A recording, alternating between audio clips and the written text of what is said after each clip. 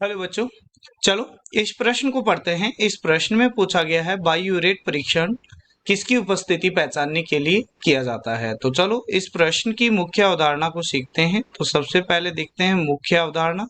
मुख्य अवधारणा के अंदर सबसे पहले देखते हैं कि बाइयूरेट टेस्ट होता क्या है। तो हमारे पास में आता है बाइयूरेट टेस्ट।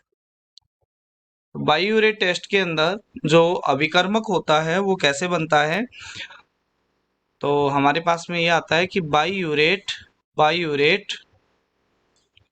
यूरिया को 180 डिग्री सेल्सियस तक गर्म करने पर बनने वाला यौगिक होता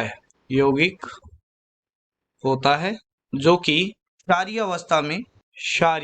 अवस्था में तनु कॉपर सल्फेट के साथ बैंगनी रंग का यौगिक बनाता है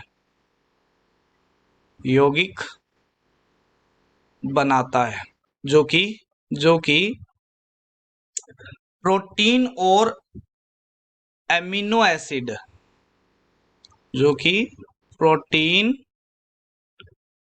तथा अमीनो एसिड की पहचान में उपयोगी होता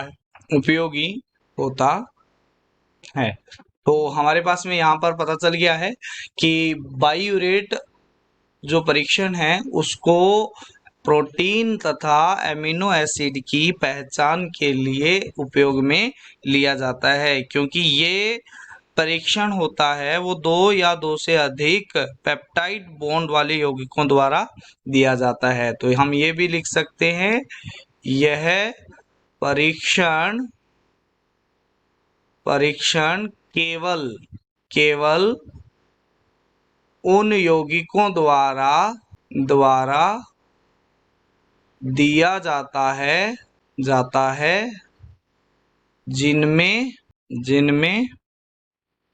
2 या अधिक पेप्टाइड बंध उपस्थित हो।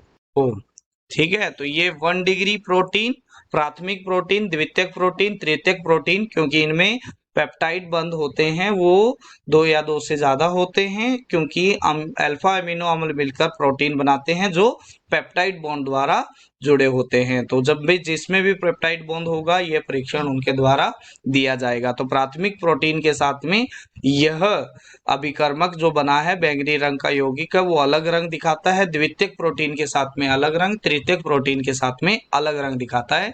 तो इस प्रकार हम ये बोल सकते हैं कि बाइयूरेट परीक्षण का जो है वो यूज किया जाता है प्रोटीन तथा अमीनो एसिड की पहचान में।